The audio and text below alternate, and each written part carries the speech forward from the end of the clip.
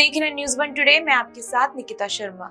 Air India ने नई uniform design करने के लिए celebrity fashion designer Manish Malhotra के साथ पार्टनरशिप की है।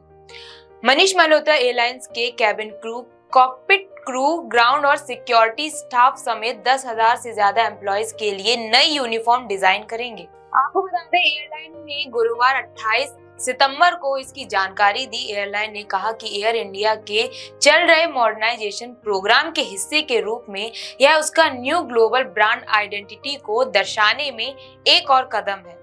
एयर इंडिया को उम्मीद है कि वह साल 2023 के आखिरी तक एम्प्लॉयज नई यूनिफॉर्म में नजर आने लगेंगे।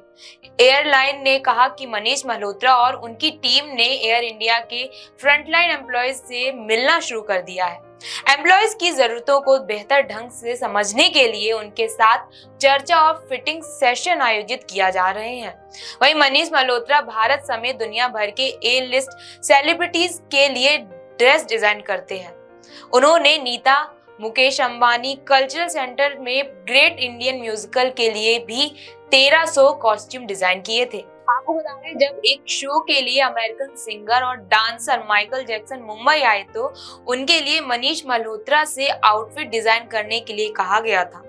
एयर इंडिया के सीईओ और एमडी कैंपेन विल्सन ने कहा कि मनीष मल्होत्रा के साथ कोलैबोरेट कर हमें खुशी हो रही है। ग्लोबल स्टेज पर एक वाइब्रेंट, बोल्ड और प्रोग्रेसिव भारत दिखाना हमारा लक्ष्य है। हम अपनी ब्रांड, हमारी विरासत और हमारी संस्कृति के एलिमेंट को एयरलाइन में बखूबी प्रदर्शित करने के लिए मनीष के साथ काम कर रहे हैं।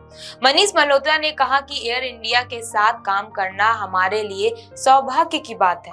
हम बिना मिटाए नया डेवलप करना और बिना भूले मॉडर्नाइज करने के विचार से काम कर रहे हैं। हमारा लक्ष्य ट्रेडिशन को फ्यूचर से जोड़ना है।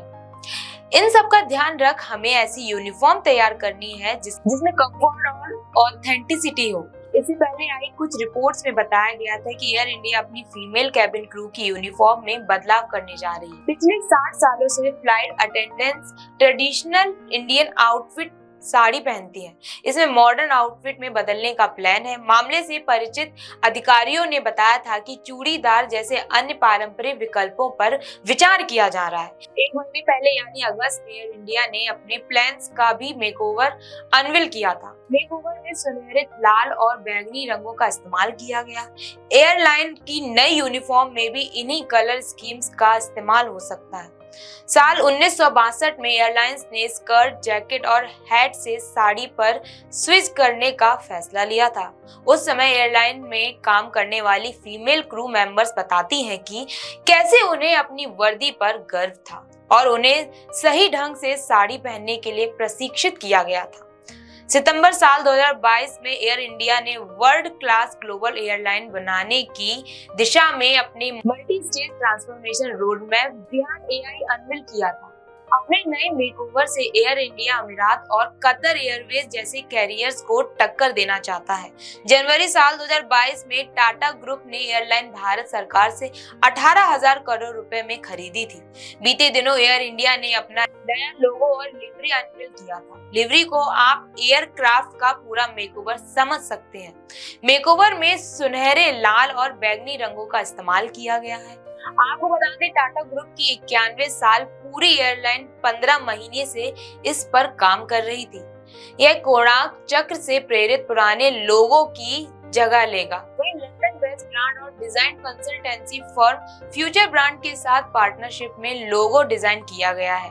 दिसंबर साल 2023 में एयर इंडिया का पहला एयरबस A350 नए लोगो और मेकओवर के साथ बड़े में शामिल होगा। फ्यूचर ब्रांड ने अमेरिकन एयरलाइंस और British luxury automobile brand Bentley के साथ ब्रांडिंग में काम किया है। एयरलाइंस ने बीते दिनों 470 विमानों के लिए ऑर्डर दिया था। इस डील में एयर इंडिया को फ्रांस की कंपनी एयरबस से 250 एयरक्राफ्ट और अमेरिकी कंपनी बोइंग से 220 एयरक्राफ्ट मिलेंगे। 31 एयरक्राफ्ट साल के आखिरी तक सर्विस में शामिल हो जाएंगे। बाकी विमान साल 2025 मिड तक आएंगे। इसी के साथ ही डीजीसीए से भी इस डील की मंजूरी हो गई है। अभी एयर इंडिया के बड़े 120 एयरक्राफ्ट हैं। इसमें एयरबस A320 फैमिली और बोइंग के वाइड बॉडी 777 और 787 एयरक्राफ्ट शामिल हैं। एयर इंडिया की शुरुआत अप्रैल 1932 में हुई थी। इसकी स्थापना उद्योगपति JRD टाटा ने की थी। उस वक्त नाम टाटा एयरलाइंस हुआ करता था। JRD टाटा ने महज 15 की उम्र में साल 1919 में पहली बार शौकिया तौर पर हवाई जहाज उड़ाया था, लेकिन शौक जुनून बन गया और JRD टाटा ने अपना पायलट का लाइसेंस ले लिया। एयरलाइंस की पहली कॉमर्शियल उड़ान 15 अक्टूबर साल 1932 को भरी गई थी। तब सिर्फ सिंगल इंजन वाला हेवी लैंड पसमोथ हवाई जहाज था जो अहमदाबाद कराची के रास्ते मुंबई गया था। प्लेन में उस वक्त एक भी यात्री नहीं था, बल्कि 25 किलो चिट्ठियां थीं। चिट्ठियों को लंदन से इंपीरियल एयरवेज से कराची लाया गया था। यह एयरवेज ब्रिटेन का राजसी विमान था। इसके बाद साल 1973 में टाटा एयरलाइंस ने यात्रियों को लेकर पहली उड़ान भरी। साल 1954 में जब इसका राष्ट्रीयकरण हुआ, उसके बाद सरकार ने 2 कंपनियां बनाई, इंडियन एयरलाइंस घरेलू सेवा के लिए और एयर इंडिया विदेशी रूट के लिए तय की गई। साल 2000 तक यह कंपनी मुनाफे में रही। पहली बार साल 2001 में इसे 57 करोड़ रुपए का घाटा हुआ।